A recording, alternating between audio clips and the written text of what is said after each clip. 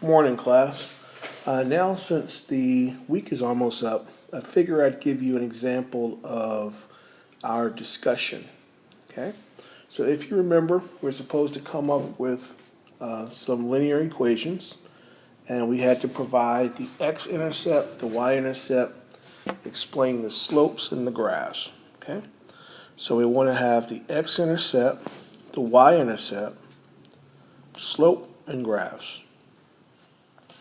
Now, what we didn't mention was that we want to explain the x and y intercept when it makes sense in context. And so for this short video, I'm going to show you where it may not make as much sense. Okay?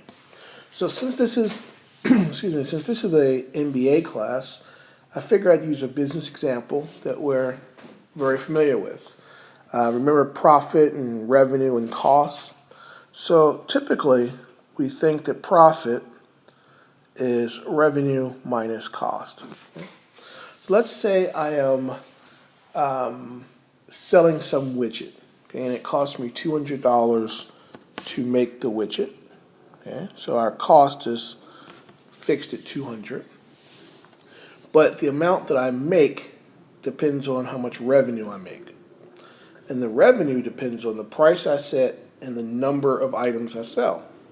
So I don't know how many items I'm going to sell, but I'm going to sell X items. So that means in this case, X is our number of items. I'm going to sell them each for 20 bucks. Okay?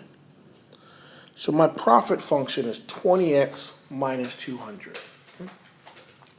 The first question is, what is my x-intercept? So if we think about a graph, the x-intercept is where it hits the x-axis, which means that the y value, which goes up or down, has to equal 0. Okay? In this case, our y is notated by this p. Okay? So if we want the x-axis, we have to replace our y with 0 and then solve for x. Okay? So it's a pretty simple equation at this point. 20x is 200, x is 10. Okay. So that's the calculation of it. What does it mean? It basically means that I need to sell 10 widgets. Okay, so we have the value of 10, 0.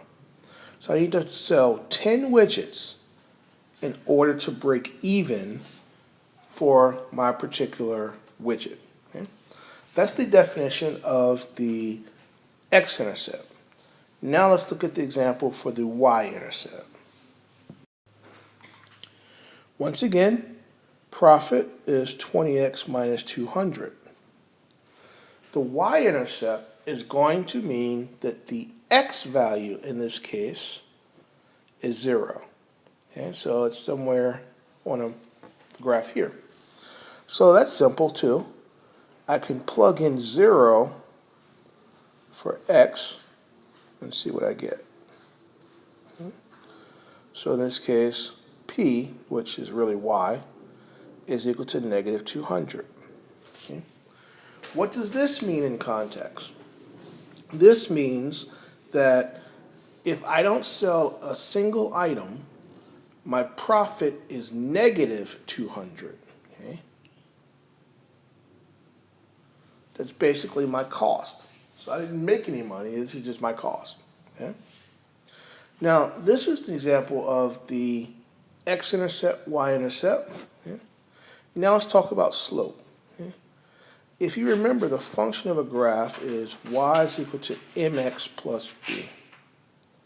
So in this case, our y is p, our b is negative 200, our x is x, so that means that our m, or our slope, is 20. Okay? So we have a slope of 20. What does this mean? Okay? This means that our graph, okay, if you think about this, is 20 over 1. For every one value goes over, it goes up 20. Okay? So our slope looks something like this. Okay? All right. Now finally the graph. What does this actually mean? Okay.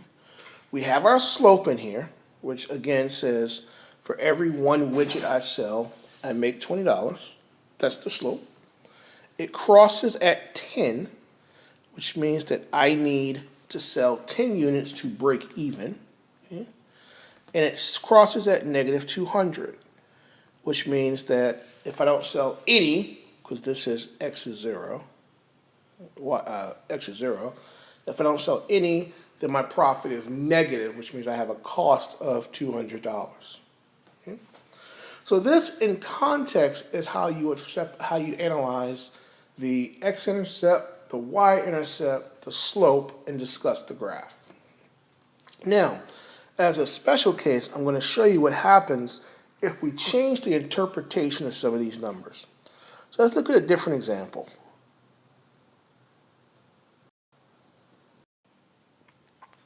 So here's an example that should also be familiar. It's then the cost function, okay? And we like to talk about cost as a fixed cost and a variable cost.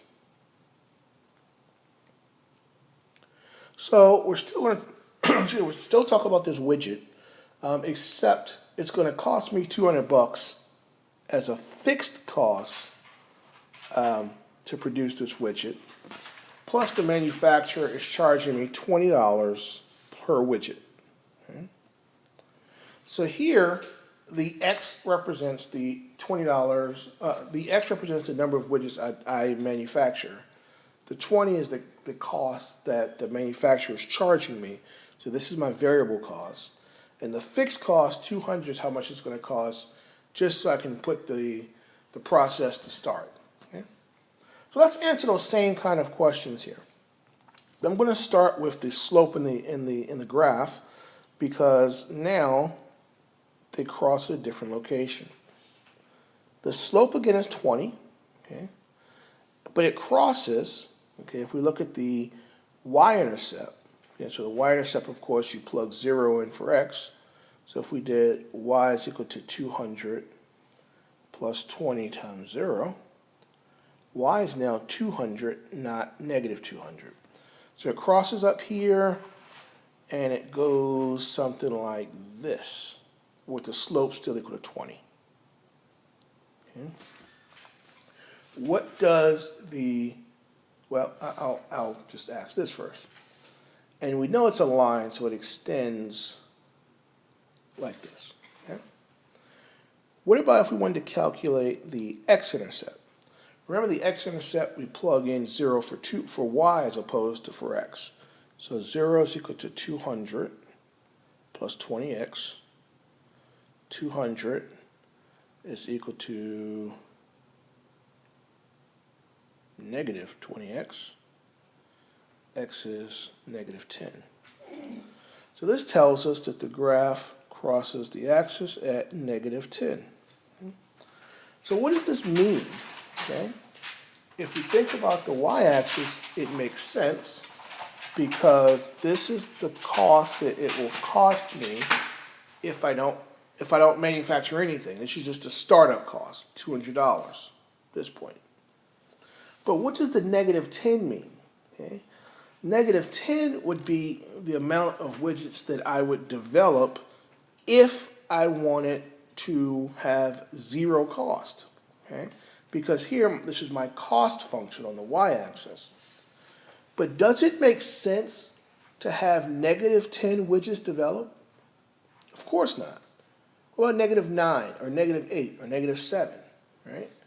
In fact, when you're talking about counting something, and particularly in a manufacturing sense, counting widgets made, you will never be able to make a negative widget. So the x-intercept in this case does not make sense.